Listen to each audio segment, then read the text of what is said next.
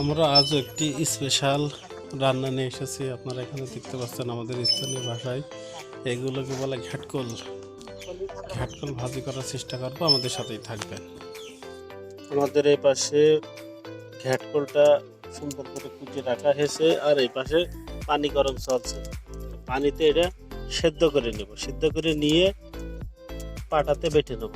আসলে রান্না তো সবাই করে, আমাদের এই রান্নাটা আজকে একটু স্পেশাল করার চেষ্টা। তো আপনারা আমাদের সাথেই থাকুন এবং দেখতে থাকুন।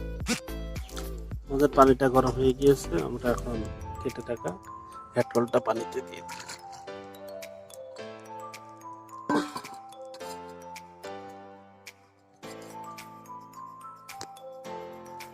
আমাদের পানিটা গরম হয়ে গেছে, আস্তে আস্তে ফুটতে শুরু করেছে। অল্প কিছুক্ষণের মধ্যে হয়ে যাবে। আপনারা দেখতে পাচ্ছেন যে পানির কালার কিন্তু একটু কালো কালো মতো হয়ে গেছে, অর্থাৎ এর যে কষটা ছিল সেটা বের হয়ে যাচ্ছে।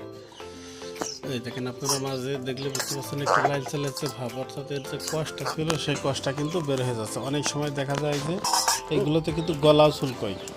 এইভাবে যদি আপনারা ভাব দিয়ে নেন তাহলে কিন্তু আর চুলকানোর সম্ভাবনা থাকবে না।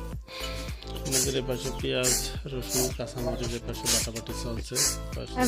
আপনারা দেখতে পাচ্ছেন যে আমাদের বাটা হয়ে গেছে। এখন যে সিদ্ধ করে রাখা যে ঘ্যাটকলের লতিটা সেটা এখন বেটে নেব।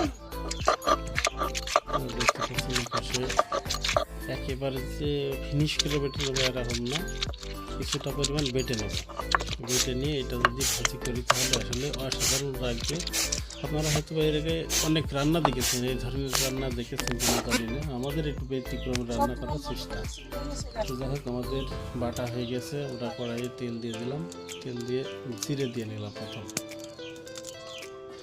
জিরে দেওয়ার পরে আমাদের যে বেটে রাখা মশলাটা ছিল সেটাতে মূলত আছে কাঁচামরিচ আর পেঁয়াজ,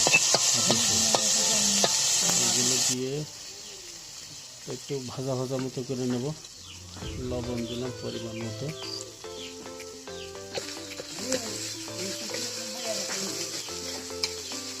আরও কিছুক্ষণ মশলা লাগবে, সেগুলো দেওয়া লাগবে, কিন্তু পেঁয়াজটা একটু সময় লাগে তো পুড়তে, যার কারণে একটু জাল দিয়ে দিচ্ছি। আমাদের এখানে প্রয়োজন মতো বা পরিমাণ মতো হলুদ দিয়ে নিচ্ছি।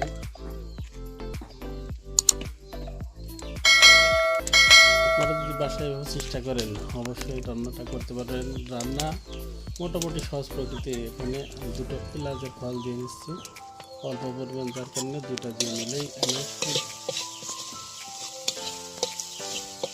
মোটামুটি ভাজা হয়ে গেছে আমাদের মশলাগুলো। এখন আমরা বেটে রাখা ঘ্যাটকলটা দিয়ে নিলাম, দিয়ে এখন ভাজা শুরু করে দিয়েছি। বেশি সময় লাগবে না আশা করি। এইভাবে আমরা ভাজতে থাকি। আপনারা দেখতে পাচ্ছেন যে আসলে মোটামুটি রান্নার কোয়ালিটি ভালোই দেখতে পাচ্ছেন। এইভাবে বেশ কিছু সময় ভেজে নেওয়ার পরে আপনারা নামা নেবেন। আশা করি আপনারা আমাদের সাথে থাকবেন এবং এই ধরনের ভিডিও দেখতে থাকবেন। খুদা হাফেজ।